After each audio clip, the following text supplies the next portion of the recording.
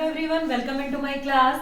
और हम अपना आज अकाउंटिंग इक्वेशन के टॉपिक को कंप्लीट करने वाले हैं। यहाँ पर एक या दो ट्रांजेक्शन हमारी बची थी जो अभी आपको नहीं कराई गई थी, उनको मैं आज आपको यहाँ सॉल्व करा रही हूँ। मेनली जो यहाँ पर है ये दो ट्रांजेक्शन हमारी न्यू है। बिजनेस स्टार्टेड की ट्रांजेक्शन हमारे क्वेश्चन में सॉल्व करना सीख गए हैं पुराने क्वेश्चन में। तो स्टार्ट करते हैं क्वेश्चन। फर्स्ट ट्रांजेक्शन है started business with cash ₹1 lakh, goods ₹50,000, furniture 20,000। यानी कि बिजनेस स्टार्ट किया है, वहां पर 1 लाख कैश है, गुड्स 50,000 के हैं, फर्नीचर 20,000 के हैं। 3 एसेट्स बिजनेस में आई हैं। सबसे पहले इन्हीं को लिख लेंगे, cash plus goods plus furniture. Cash है हमारी 1 लाख, गुड्स है हमारे 50,000 एंड फर्नीचर है हमारा 20,000। यहाँ पर लायबिलिटी अभी हमें नहीं पता है, कुछ है, कैपिटल हमने नोट डाउन कर लिया। इक्वल टू लायबिलिटी 0, कैपिटल हो गई हमारी 1,70,000। ठीक है, फर्स्ट ट्रांजेक्शन हमारी कंप्लीट हो गई।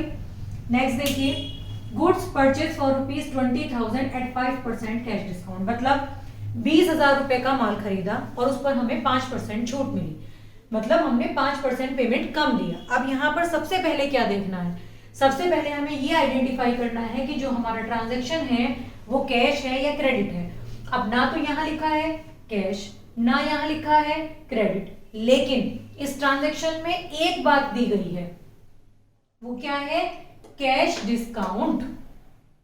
अगर 1 मिनट के लिए हम कैश डिस्काउंट को हाइड कर लें और हम केवल इतनी लाइन पढ़ें, गुड्स परचेज फॉर ₹20,000, तब भी ये ट्रांजैक्शन कैश है। क्योंकि मैंने आपको पहले भी ये बात बताई है कि यदि हमारे ट्रांजैक्शन में कैश या क्रेडिट क्लियर नहीं लिखा है तो हम फिर ये देखेंगे कि जिससे भी हम ट्रांजैक्शन कर रहे हैं, सामने वाले बंदे से, सामने वाली पार्टी से, क्या उसका नाम ट्रांजैक्शन में दिया गया है। यदि ट्रांजैक्शन में नाम है तो वो क्या है, क्रेडिट ट्रांजैक्शन। अगर वहां कैश या क्रेडिट कुछ नहीं लिखा है तो, और यदि वहां पर नाम नहीं है, ना कैश लिखा है ना क्रेडिट लिखा है, इट मीन्स वो कैश ट्रांजैक्शन है। लेकिन यहाँ पर पहचानने के लिए दूसरी चीज भी दिखाई दे रही है, साफ साफ लिखा है एट 5% कैश डिस्काउंट। और कैश डिस्काउंट हमें कब मिलेगी, जब हमने माल नकद खरीदा होगा। मतलब जब हमने पेमेंट कैश में दिया होगा तभी तो हमें कैश डिस्काउंट मिलेगी। यदि हमने पेमेंट ही नहीं दिया होगा तो कैश डिस्काउंट का तो कोई मैटर बनता ही नहीं है। तो कैसे करेंगे ट्रीटमेंट, देखिए 20,000 रुपए के हमने गुड्स खरीदे, सबसे पहले 20,000 रुपए गुड्स में ऐड कर लीजिए। ठीक, अब क्या होगा, वर्किंग नोट में लिख दे रही हूं यहां पर,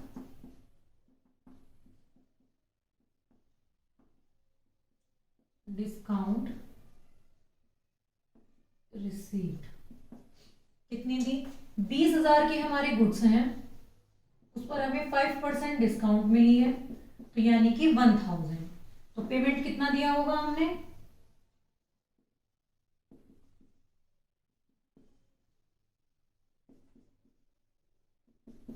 19,000। तो हमने 20,000 के गुड्स खरीदे हैं, लेकिन बदले में पेमेंट दिया है हमने 19,000 का।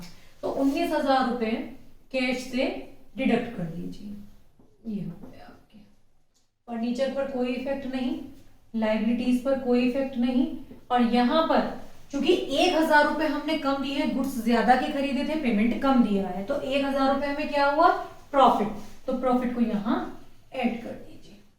ओके, अब टोटल लगाएंगे, 1 लाख में से 19,000 निकाल देंगे तो 81,000 प्लस 70,000 प्लस 20,000 इक्वल टू 0 और प्लस 1,71,000। बोथ साइड का टोटल लगाकर देखिए, 80, 70, 150, 170, 171, यानी कि बोथ साइड हमारी इक्वल है, 1,71,000 हमारे आ गए। फिर से देख लीजिए, हमें 20,000 रुपए के गुड्स खरीदे थे, 1,000 की हमें छूट मिली है, वो हमने कैपिटल में ऐड कर दी, और 19,000 का हमने पेमेंट किया है, वो हमने कैश से डिडक्ट कर दिया। नेक्स्ट लास्ट ट्रांजेक्शन पर आते हैं, depreciation charge on furniture at 10% पर annum। यानी कि हमने अपना जो फर्नीचर जब बिजनेस में लगाया था उस पर 10% डैप लगा रहे हैं। डैप क्या होता है, हिंदी में बोलते हैं ह्रास, यानी कि मूल्य में कमी, फॉल इन वैल्यू। जो हमारी फिक्स्ड टेंजिबल एसेट्स होती हैं उनकी वैल्यू में जो गिरावट होती है, मतलब मूल्य में जो कमी आती है, चाहे वो पासिंग द टाइम हो, आउट ऑफ फैशन होने की वजह से हो, या फिर कोई उनमें प्रॉब्लम आ गई हो, गिसावट की वजह से हो, जो हमारी वैल्यू कम होती है उसको हम बोलते हैं डेप्रिसिएशन बिजनेस के लैंग्वेज में, और वो केवल हमारी फिक्स्ड टेंजिबल एसेट्स पर लगता है। इसके लिए डिटेल में आप अकाउंटिंग जो मैंने टर्म्स पढ़ाई थी वहां पर आप उसको डिटेल में स्टडी कर लीजिएगा जिनको नहीं पता है। तो फर्नीचर पर 10% डेप्रिसिएशन लगाया, मतलब फर्नीचर की वैल्यू में 10% फॉल हुआ, कमी आई, गिरावट आई। तो फर्नीचर कितने का था? फर्नीचर था हमारा 20,000 का, तो यहां पर निकाल लेंगे डेप्रिसिएशन ऑन फर्नीचर 10% था हमारा, तो 20,000 का 10% यानी कि 2,000, तो 2,000 रुपीज हमारी वैल्यू में आई कमी, किसकी? फर्नीचर की। तो फर्नीचर में से 2,000 रुपीज लेस कर दीजिए, और चूंकि ये हमारा नुकसान है क्योंकि हमारी फर्नीचर की वैल्यू कम हो रही है, तो ये नॉन कैश एक्सपेंस हुआ, मतलब नकद में कुछ जा नहीं रहा है लेकिन हमारी एसेट की वैल्यू डाउन हो रही है। तो इधर हम अपनी कैपिटल से भी 2,000 रुपीज लेस कर देंगे। यहां लायबिलिटीज में कोई इफेक्ट नहीं है,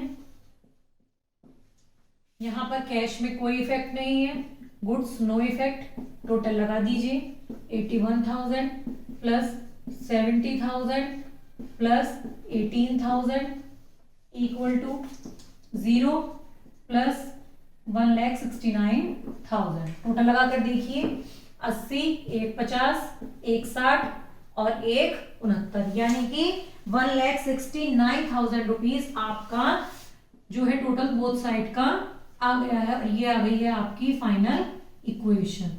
इसी के साथ हमारा जो ये टॉपिक है ये कंप्लीट होता है अकाउंटिंग इक्वेशन का। थोड़ी सी चीजें और हैं, छोटी छोटी टॉपिक, जो मैं आपको आने वाली 1-2 क्लासेस में कंप्लीट करा दूंगी। ये वर्किंग नोट जो मैंने बनाए हैं, ये कैलकुलेशन इतनी टफ नहीं है जिसके लिए आपको ऐसे वर्किंग नोट बनाने पड़े। ये सिर्फ आपको समझाने के लिए है, आपकी इच्छा है, आप बनाना चाहें बना सकते हैं।